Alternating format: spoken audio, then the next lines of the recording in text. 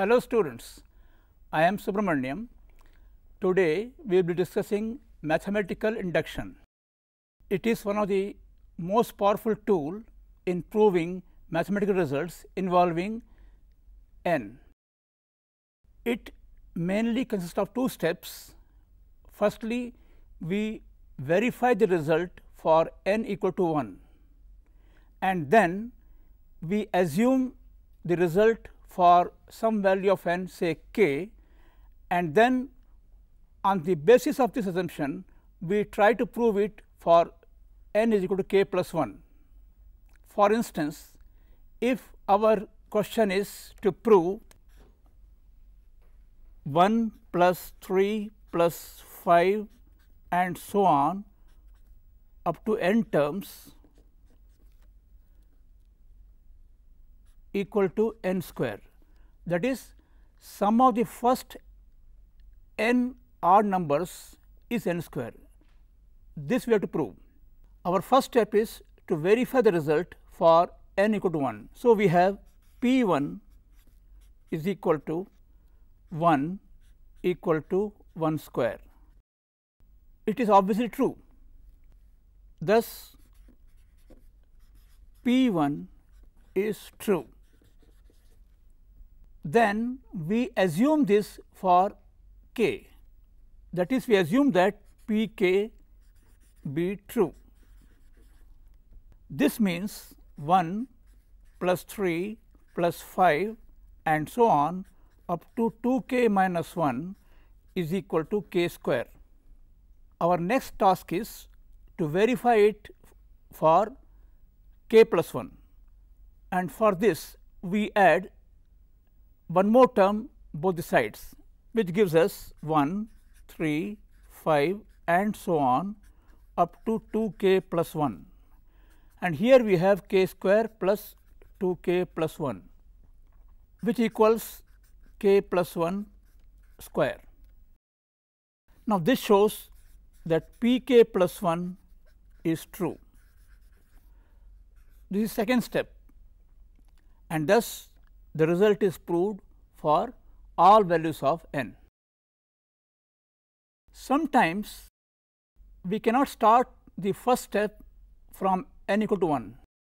For instance, the problem to prove factorial n greater than 2 raised to power n. Here we observe that when n equal to 1, we have factorial 1 more than 2, which is not correct. Similarly, when you take n is equal to 2, we have factorial 2 more than 4, again not correct. N equal to 3, factorial 3 more than 8, again is not correct. However, from n 4 onwards it is correct. So, we first find P 4, that equals factorial 4 more than 2 raised to power 4. Of course, factorial 4 is 24 and 2 power 4 is 16. So, the result is correct. So, P 4 is verified. Thereafter, we go for P k. So, let P k be true.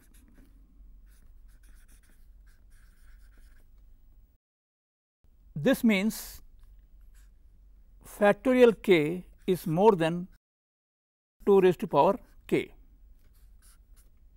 Now, from this step we have to prove that p k plus 1 is also true, and for that we have 1 factorial k times k plus 1 is more than 2 raised to power k times k plus 1.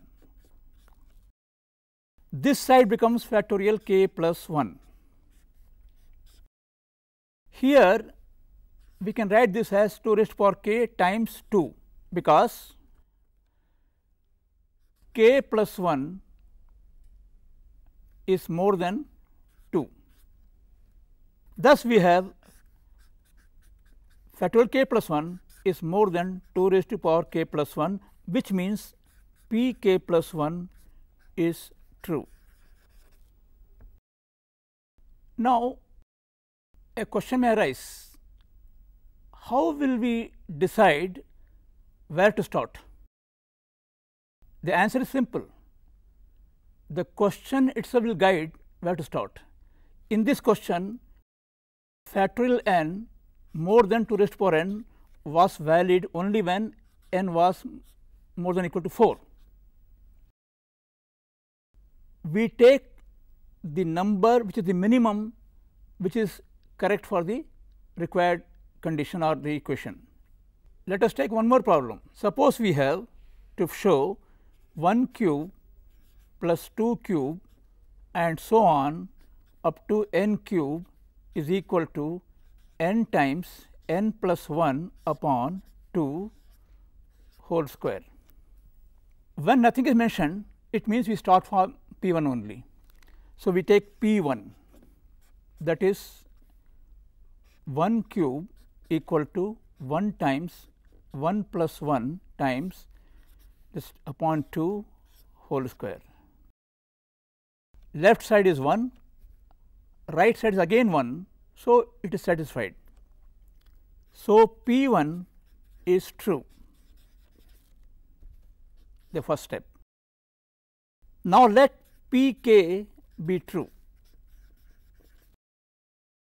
This means 1 cube plus 2 cube and so on up to k cube is equal to k times k plus 1 by 2 whole square. As before, we add next term both sides, which makes 1 cube, 2 cube and so on up to k cube plus k plus 1 cube. This equals k times k plus 1 by 2 whole square plus k plus 1 cube. Right side equals k plus 1 by 2 whole square times k square plus 4 times k plus 1. This equals k plus 1 by 2 whole square times k plus 2 whole square, which means it is k plus 1 times k plus 1 plus 1 upon 2 whole square. This means Pk plus 1 is also true. Now, this completes second step, and hence Pn is true for all n belonging to natural numbers. We can have one more example, say 1 square plus 2 square up to n square. To prove it is to be n plus 1, 2n plus 1 over 6.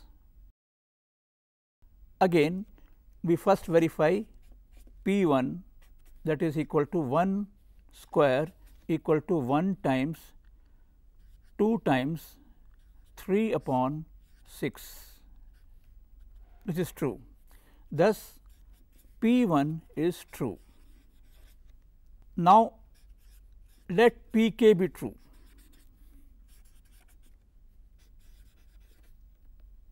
This means 1 square plus 2 square and so on up to k square is equal to k times k plus 1 times k plus 2k plus 1 over 6. Again, to go for Pk plus 1, we add one more term. So, we get 1 square, 2 square and so on up to k square plus k plus 1 square. This makes k plus 1 times 2k plus 1 over 6 plus k plus 1 square. Now, right side equals again k plus 1 by 6 times k times 2k plus 1 plus 6k plus 1. This makes k plus 1 by 6 times 2k square plus 7k plus 6, which equals k plus 1 upon 6 over 2k plus 3 times k plus 2, which can be arranged as k plus 1, k plus 1 plus 1, 2k plus 1 plus 1. Thus, p k plus 1 is true. This completes the second step, and hence we can say 1 square plus 2 square and so on up to n square is equal to n times n plus 1 times 2n plus 1 by 6 for all n belonging to n. Often it happens that students have a doubt, why should we take p 1 at all? Because they feel that p 1 is playing no role in the whole proof. The fact is different. Let us see how it is happen. Suppose you have to prove 1 plus 2 plus 3 and so on up to n equal to n times n plus 1 by 2 plus 3. You assume it for k. So, let p k be true.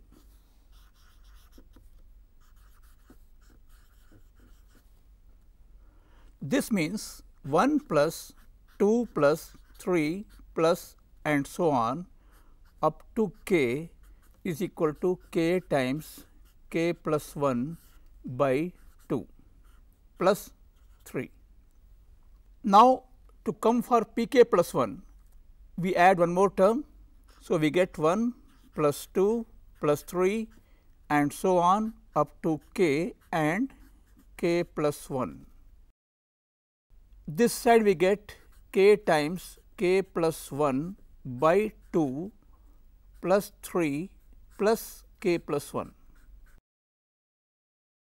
This implies 1 plus 2 plus 3 and so on up to k plus 1 equals k plus 1 by 2 times k plus 2 plus 3, which equals to k plus 1 times k plus 1 plus 1 by 2 plus 3. This implies p k plus 1 is also true.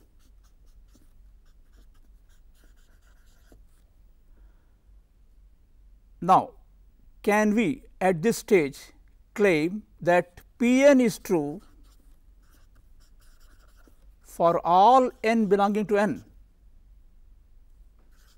No, we cannot, because if you check the result for any value of k, say n is equal to 3, what do we have? 1 plus 2 plus 3 equal to 6 in the left hand side, and in right hand side you have 3 times 4 upon 2 plus 3 equal to 9, while 6 is not equal to 9. So, we are arriving at a wrong result. Why it happened? What has gone wrong? If you care for p 1, this becomes 1 equal to 1 times 2 upon 2 plus 3, which is not correct, because 1 cannot be equal to 4. So, this example clearly indicates that both the steps are essential in proving via mathematical induction. Today, we have discussed mathematical induction. We have worked out 3 problems. Besides that, we also saw an example which clearly indicates why the 2 steps are essential. In our next episode, we will be taking some more problems of different type, including the one in geometry. Thank you very much.